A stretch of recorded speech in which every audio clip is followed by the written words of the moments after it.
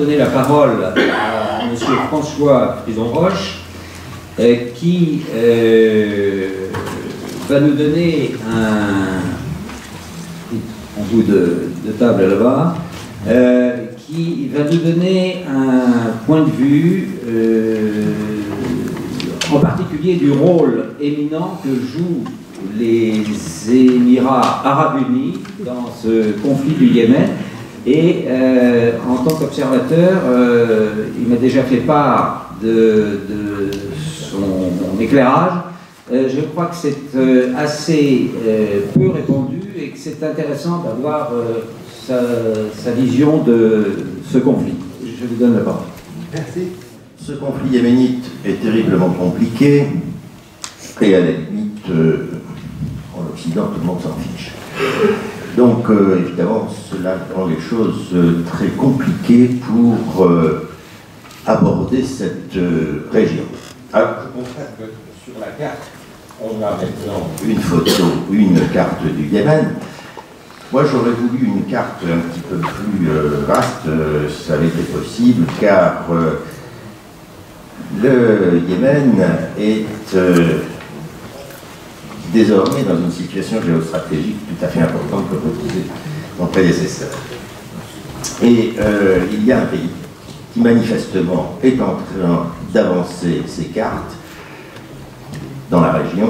Ce pays, ce sont les Émirats Arabes Unis, car ils sont en train de se projeter dans la région du détroit de Bab-el-Mandeb, avec manifestement des arrière-pensées d'acteurs majeurs. Vous avez tous en tête certainement la carte de cette région. Les Émirats voudraient certainement devenir le gardien des deux détroits, comme l'Arabie Saoudite est la gardienne des deux lieux saints de l'islam. Et ce que je dis là n'est pas tout à fait... n'est pas innocent, puisque cela met en scène deux leaders régionaux, Mohamed Ben Zayed, le roi des Émirats Arabes Unis, et le prince Mohamed Ben Salman, le prince héritier saoudien, qui se sont alliés dans une coalition au Yémen, car ils souhaitent manifestement garantir à leur profit la stabilité régionale qui leur est tout à fait nécessaire pour développer leur volonté de puissance. Alors les Émirats, ils sont déjà situés directement face à l'Iran et ils sont en quelque sorte en première ligne. Ils assurent en quelque sorte une vigilance arabe et sunnite face à un ennemi perse et chiite. Et en se projetant vers le détroit de Bab-el-Mandeb, les Émirats souhaitent manifestement se faire reconnaître comme un acteur majeur dans cette zone fragile, susceptible d'attiser des convoitises concurrentes et malveillantes. Alors, pour confirmer ce nouveau positionnement, les Émirats ont beaucoup investi au plan de la logistique militaire. Il faut savoir que les Émirats ont construit à rien une base aéronavale située en Érythrée, à Assab, dans le sud de la mer Rouge. Ils ont contribué à la rénovation de l'ancienne base navale soviétique de Berbera au Somaliland. Ils sont en train de créer une nouvelle entité portuaire à Bosaso, dans le Puntland, à la pointe de la Corne de l'Afrique. Bref, si les Émirats s'impliquent dans cette région, c'est qu'ils ont manifestement envie de jouer un rôle majeur. C'est bien eux également qui ont installé une base sur l'île de Socotra. Ils n'ont pas installé une base à Socotra. Ils sont en train de coloniser cette île qui est une ressource tout à fait exceptionnelle,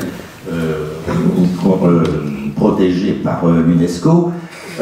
L'île est difficilement aménageable en base, mais c'est certainement un point d'appui et ils souhaitent aussi manifester une présence.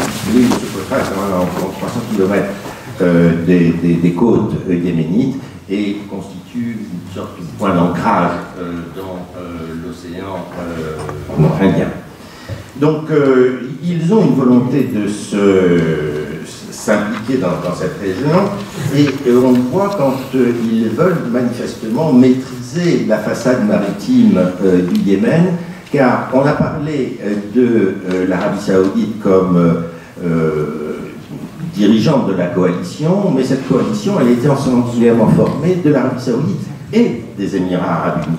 L'Arabie Saoudite, elle bombarde le nord du Yémen, ce sont les Émirats qui s'occupent, eux, du sud Yémen. Et on voit bien qu'il y a la volonté, à la fois par les ports construits que j'indiquais tout à l'heure, et cette volonté de maîtriser ou de contrôler les côtes du sud Yémen, c'est manifestement la volonté manifestée par les Émirats de vouloir contrôler cette zone. Alors, on sait bien qu'avec la piraterie maritime, les pays occidentaux ont déployé des forces navales pour contrer cette piraterie, et cela a coûté très cher. Et finalement, on peut dire que les Occidentaux voient peut-être d'un bon œil le fait que ce soit les Émirats Arabes Unis qui investissent dans des infrastructures portuaires et militaires, parce que les pays occidentaux ne sont peut-être pas à même de pouvoir intervenir financièrement dans ce domaine militaire dans la région. Alors il faut voir aussi que cette zone est très importante pour beaucoup de pays. Mon prédécesseur indiquait en effet que les pays à la fois régionaux sont intéressés par Bab el-Mandeb, mais aussi les pays occidentaux. Alors, au niveau régional, il indiquait en effet le premier pays intéressé, c'est pour ça d'ailleurs que l'Égypte fait partie de cette coalition. L'Égypte ne vit que par l'économie de son canal. Et que si le détroit de Bab el-Mandeb venait à être fermé, c'est toute l'économie égyptienne qui serait bouleversée. Donc l'Égypte a intérêt à ce que le détroit de Bab el-Mandeb reste un détroit libre. Il y a aussi Israël et la Jordanie, car les ports d'Elat et d'Aqaba sont des poumons essentiels à l'économie de ces deux pays. Et bien sûr, il y a l'Arabie Saoudite. Vous savez qu'ils sont ils ont construit un pipeline pour évacuer leur pétrole par le port de Yanbu sur la mer Rouge, pour justement éviter, en quelque sorte, le seul transit par le détroit d'Ormuz qui est contigu à l'Iran et qui pourrait être éventuellement bloqué en cas de conflit. Donc le contrôle de la mer Rouge fait partie des intérêts vitaux de ces pays régionaux. Et puis il y a l'ensemble des pays européens et occidentaux, enfin plutôt européens d'ailleurs, parce que la plupart des trafics concernant l'Amérique passent par l'Afrique du Sud, enfin par le sud de l'Afrique. Alors il y a, parce que Bab el-Mandeb c'est quand même 35 à 45% du commerce maritime mondial, c'est-à-dire l'essentiel des flux, aussi bien de l'Asie vers l'Europe que de l'Europe vers l'Asie. C'est un détroit qui intéresse énormément les pays occidentaux. Il n'y a qu'à voir d'ailleurs qu'un petit pays désertique comme la République de Djibouti concentre des milliers de troupes, et c'est tout à fait étonnant qu'un petit pays aussi pauvre, aussi désertique, qui est un véritable confetti, une ancienne colonie française. Il y a les Chinois qui sont en train de construire à Doralé une base maritime importante, puisqu'on parle éventuellement d'une base d'environ 10 000 hommes. Il y a aussi les États-Unis qui utilisent Djibouti et l'ancien camp militaire français qui a été cédé par les autorités djiboutiennes aux États-Unis pour activer toute leur politique régionale. C'est de Djibouti que partent notamment les drones pour aller détruire les bases d'Al-Qaïda qui sont enquistées au Yémen.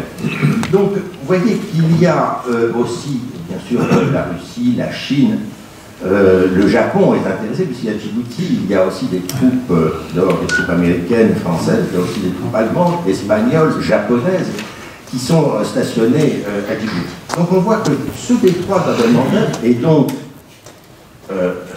le conflit yéménite, l'importance du conflit yéménite dans cette région. Alors, il faut maintenant voir si les Émirats ont la capacité militaire de leur ambition régionale. Parce que ce pays est quand même, on l'a vu quand on parlait la table ronde précédente des populations, Émirats ont une population relativement modeste, ils ont une armée très bien équipée, notamment d'armes françaises, notamment de chars Leclerc ou de Mirage, que l'on voit d'ailleurs en action au Yémen. Et est-ce que les Émirats accepteront que leur base navale puisse servir d'abord aux pays de la région? Je pense notamment à l'Égypte. L'Égypte, vous savez, a potentiellement aussi un désaccord très important avec l'Éthiopie et au sujet des eaux du Nil. Et l'Égypte pourrait jouer de ses capacités militaires pour peut-être influencer l'Éthiopie dans sa politique de l'eau.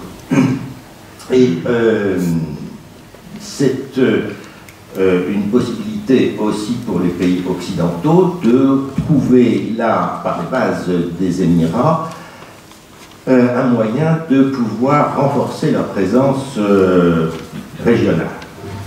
Alors, en s'affirmant comme un leader régional, les Émirats se veulent donc gardiens des deux détroits, en quelque sorte, mais il va leur falloir faire preuve d'une grande dextérité diplomatique, car dans la région, peut-être que certains pays africains voient d'un très mauvais œil cette espèce de débarquement arabe sur les côtes africaines.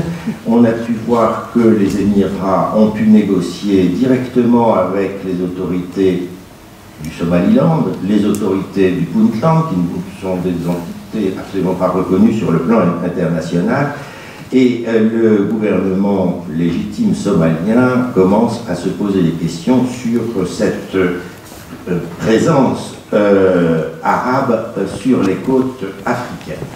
Et donc, il va leur falloir beaucoup de dextérité pour indiquer qu'ils ne sont là que pour protéger le transport, les flux maritimes dans cette région, car s'ils avaient des velléités de vouloir imposer par la force, par l'influence économique et financière, une force régionale, cela pourrait certainement allumer d'autres conflits qui sont en train de couver dans cette région de la Corne de l'Afrique. C'est votre conclusion. Voilà, c'est ça. Je vous en remercie.